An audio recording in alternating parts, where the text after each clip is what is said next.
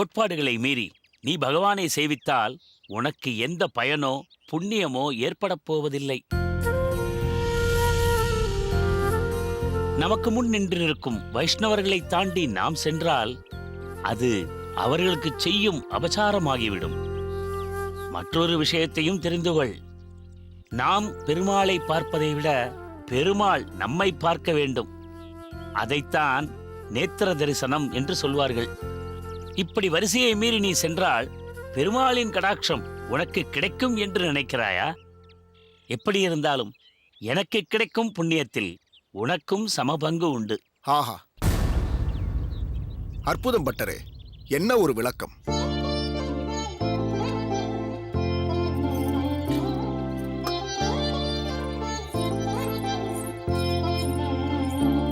வந்தனம் பட்டரே. வந்தனம் சுவாமி. வந்தனம் தாயே.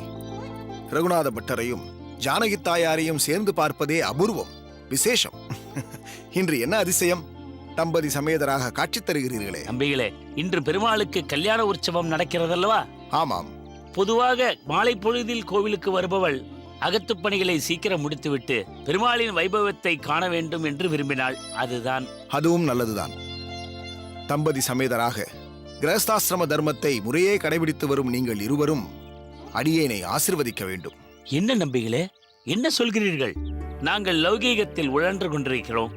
ஆனால் நீங்களோ முற்றும் துறந்த நைஷ்டிக பிரம்மச்சாரி.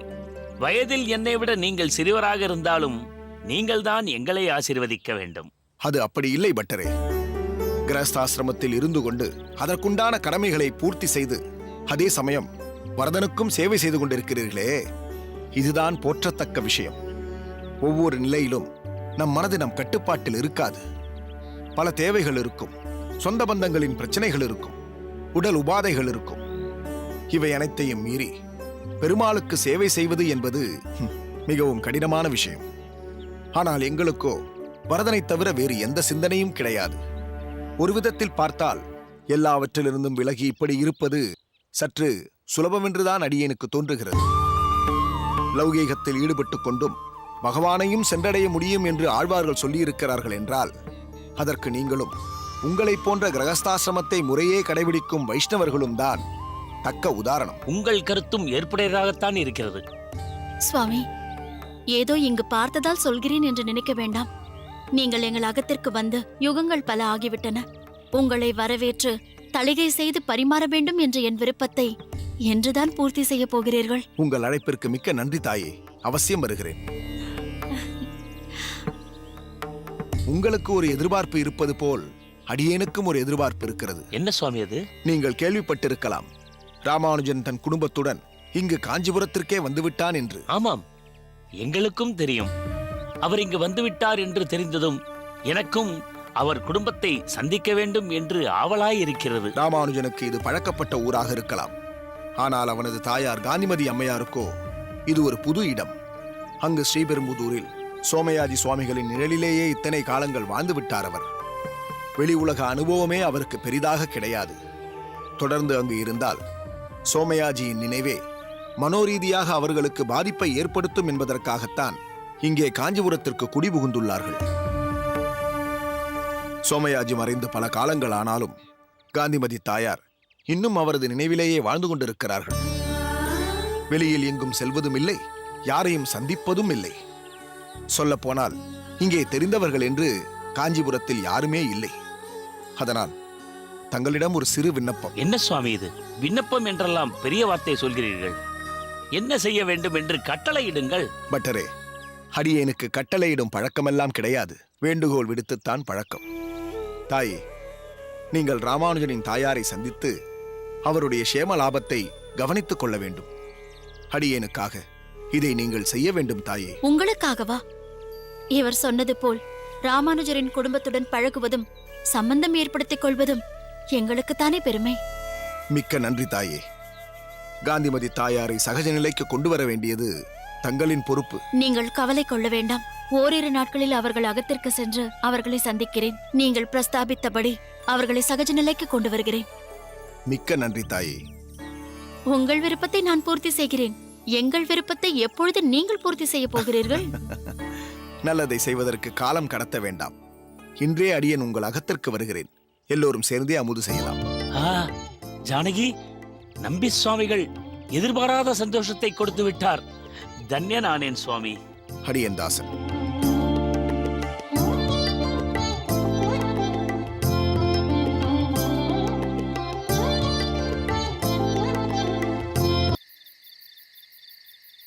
ஆண்டாள், பக்தியும் சரி, பகவத் சேவையும் சரி, குடும்பத்தில் ஏதோ ஒருவர் செய்யட்டுமே என்று இல்லாமல் குடும்ப அங்கத்தினர்கள் ஒவ்வொருவரும் பகவத் சிந்தனையோடு இயைந்து காரியங்கள் ஆற்றும் போது பரஸ்பரம் அன்பு மேலடிக்கிறது.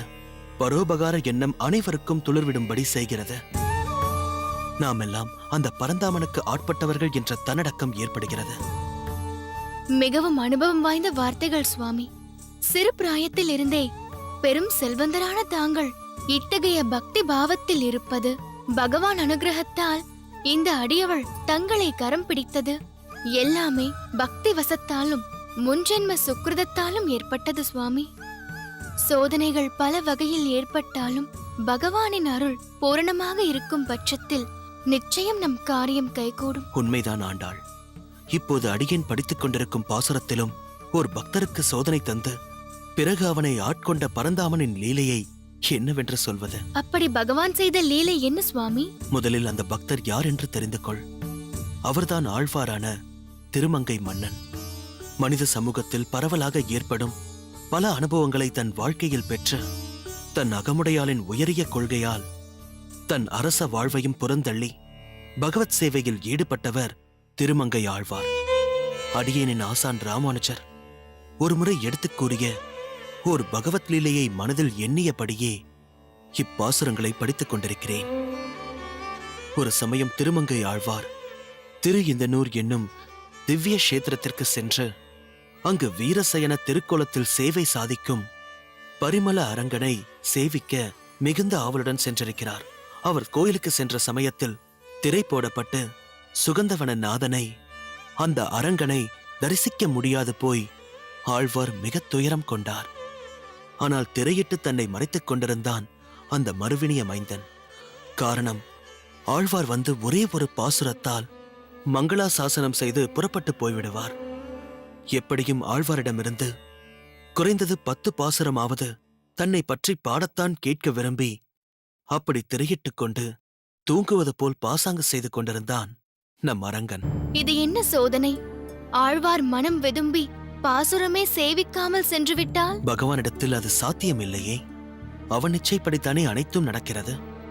இருப்பினும் நீ சொன்னபடி ஆழ்வார் மனம் வெதும்பிதான் போனார். ஆனால் 10 பாசுரம் சேவித்தார். அதில் ஒரு பாசுரம் மூலம் உன் அழகை அடியேனுக்கு காட்டாமல் மறைத்து வைத்துக் கொண்டு திரையிட்டுக் கொண்டீரா என்பது போல் வாழ்ந்தே போம் நீரே என்று வசைப்பாடவும் செய்தார் ஆழ்வார்.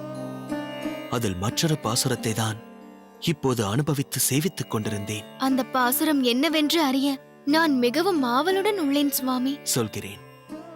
எந்தை தந்தை தம்மான் என்று எமர் 7 அளவும் வந்து நின்ற தொண்டரோர்க்கே வாசி வல்லீரால் சிந்தை தன்னுள் முந்தி நிற்றீர் சிறிதும் திருமேனி இந்த வண்ணம் என்று காட்டீர் இந்தலூரீரே என்பதுதான் அந்த பாசுரம். சுவாமி, இப்பாசுரத்தில் ஆழ்வார் உணர்த்தும் அரும்பொருள் என்னவென்பதை அறிய மிகவும் ஆவலாயிருக்கிறேன். இப்பாசுரத்தின் பொருள் என்னவென்றால், இந்தலூர் பெருமானே, அடியேனுக்கும் தந்தைக்கும் மட்டுமல்ல, அடியேனின் பாட்டன் முப்பாட்டனுக்கும் நாதனே, 7 தலைமுறைகளாய் உமக்கு தொண்டு செய்கிறோம்.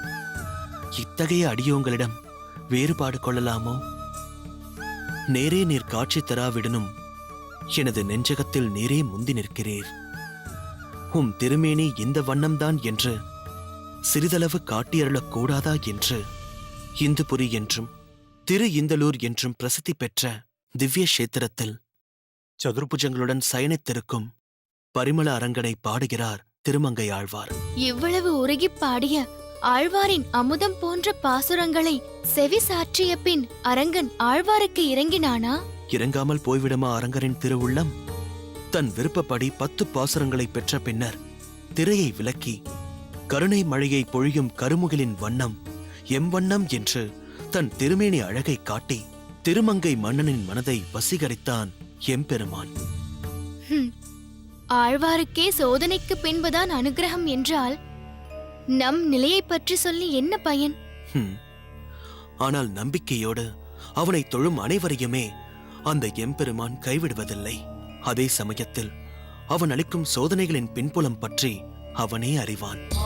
நம்மால் முடிந்தது நம் குடும்ப அங்கத்தினர் அனைவரும் அவனுக்கு ஆட்பட்டு கூடியிருந்து சேவை செய்து குளிர வேண்டும். அதுதான் முக்கியம். ஆஹா, மிகவும் நன்றாக சொன்னீர்கள் மாப்பிள்ளை. வரவேண்டும். உள்ளே வாருங்கள். வந்தனங்கள். நமஸ்காரம். நமஸ்காரம். வாருங்கள் அப்பா, வாருங்கள் அம்மா. என்ன ஆச்சரியம், இந்த நேரத்தில் வந்திருக்கிறீர்கள்? முதலில் உன் தகப்பனார் அமர்ந்து கொள்ளட்டும். பிறகு அவரிடம் நீ பல கேள்விகளை கேட்கலாம். அமருங்கள். அமருங்கள். அப்பா, பருகுவதற்கு பால் எடுத்து வரட்டுமா? இப்போது எங்களுக்கு எதுவும் வேண்டாம், இங்கேயே இரு. மாப்பிள்ளை, தகப்பனார் அகத்தில் இல்லையா? இல்லை, சரியாக சொன்னால் அவர் கூர தேசத்திலேயே இல்லை. வெளிதேசம் எங்காவது சென்றிருக்கிறாரா? வெளிதேசம் என்பதை விட திவ்ய தேசம் என்று சொல்வதுதான் சிரேஷ்டமாக இருக்கும். ஓஹோ, அப்படியா? மிகவும் சிறந்த காரியம். ஆமாம், தனியாகவா சென்றிருக்கிறார்? ஆம், தனியாகத்தான் சென்றிருக்கிறார். காரணம், அவர் வானப்பிரஸ்தாசிரம விதிமுறைகளை கைக்கொள்ள வேண்டும் என்ற நெடுநாளைய ஆவலில் இருந்தார். அதன் ஒரு முக்கிய படியாக தான் மட்டும் திவ்ய தேச யாத்திரை செல்ல உத்தேசித்து கிளம்பி சென்றிருக்கிறார். நாங்களும் அவரோடு சேர்ந்து வருவதை விரும்பவில்லை. கணக்கு பிள்ளையை துணைக்கு அழைத்துச் செல்லவும் மறுத்துவிட்டார் என்றால் பார்த்துக் கொள்ளுங்கள். வானப்பிரஸ்தாசிரமம், இது அவருடைய நெடுநாள் விருப்பமோ? அப்படித்தான் சொல்ல வேண்டும். அடியேனுக்கு ஒரு நல்ல வாழ்க்கை துணையை தேடி வைத்துவிட்டு தன் அகமுடையாளுடன், அதாவது அடியனின் தாயாரோடு பல திவ்ய தேசங்களுக்கு சென்று வர வேண்டும் என்று ஆசைப்பட்டார். ஒரு குறிப்பிட்ட பிராயம் தாண்டி பெற்றோர்கள், பர்த்தா, பாரியாள் என்ற நிலையை தாண்டி நண்பர்கள் போல திகழ்ந்து சேர்ந்தே பல திவ்ய தேசங்களுக்கு செல்வது என்பது இயல்புதானே.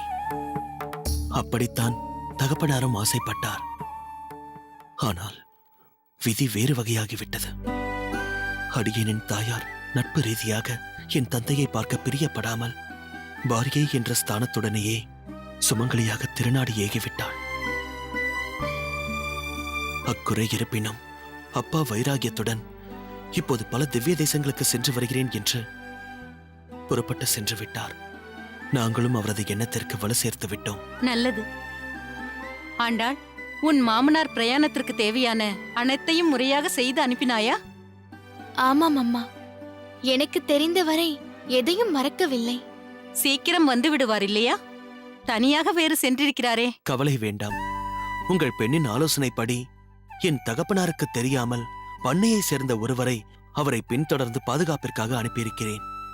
தகப்பனார் நலமுடன் சென்று திரும்புவார்.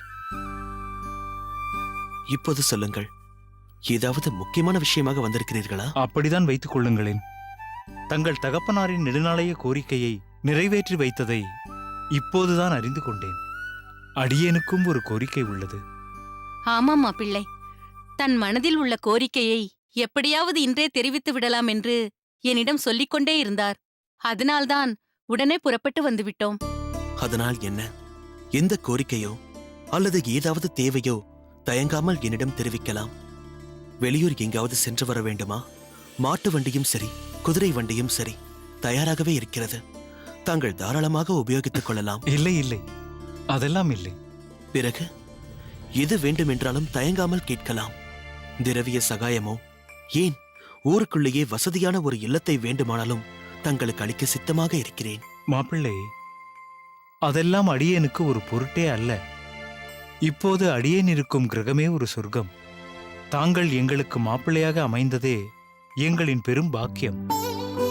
இதை தாண்டி ஒரு சம்பத்தை நாங்கள் யாசிப்பதே பொருத்தமற்ற செயல். ஒரு பாகவதோ உத்தமருக்கு மாமனார் என்ற ஸ்தானமே நான் பெற்ற பேரு.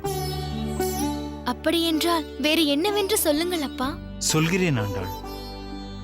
மாப்பிள்ளை, சில நாட்களுக்கு முன்பு ஒரு கல்யாணத்திற்கு பரிசாரக பணிக்கு சென்றிருந்தேன்.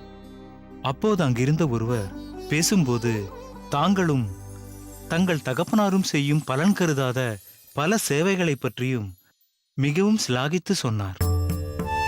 தங்களின் பரோபகாரம், வள்ளல் தன்மை, அன்னதானம் இப்படி பலவாறு சிலாகித்து சொன்னார். அப்போதிருந்து எனக்கு ஒரு ஏக்கம். நம்மால் இப்படி ஒருவருக்கும் உபகாரம் செய்ய இயலவில்லையே என்று ஒரு வருத்தம் இழையோடி கொண்டிருந்தது. பிறகு எனக்குள் ஒரு தெளிவு. பரோபகாரத்தை 2 விதமாக செய்யலாம். ஒன்று, தன்னிடம் உள்ள திரவியத்தால், சொத்து சம்பத்தால். மற்றொன்று, சரீரத்தால். அடியேனால் திரவிய சகாயம் செய்து பரோபகாரம் செய்ய இயலாது. ஆனால் பெற்ற இச்சரீரத்தால் ஏதாவது ஒரு விதத்தில் பரோபகாரம் செய்ய இயலுமா என்று ஆலோசித்து பார்த்தேன். அதன் விளைவுதான் இந்த கோரிக்கை. எத்தனையோ பேருக்கு தளிகை செய்து கொடுத்து பரிகார வேலையை தொடர்ந்து செய்து கொண்டிருந்தாலும் அதில் ஒரு நிறைவு இப்போதெல்லாம் இல்லை. எதை செய்தால் மனநிறைவு ஏற்படும் என்று தீர்மானித்து இப்போது ஒரு கோரிக்கையை முன்வைக்கிறேன். வரப்போகும் நம் கோவில் உற்சவத்தில் தங்களின் அன்னதான வைபவம் நடைபெற இருக்கிறதல்லவா? அந்த தளிகை பிரசாதம் தயாரிப்பதில் பிரதான பரிசாரகனாக அடியேன் இருந்து காரியமாற்ற பிரியப்படுகிறேன். ஆஹா, மிக பிரமாதம், மிகவும் சந்தோஷம். தாராளமாக செய்யலாம். பெருமாள் காரியத்தில் ஓர் உத்தமமான ஒருவரின் தலைமையில் தளிகை என்றால் ஆதிகேசவன் பெரிதும் உகப்பான்.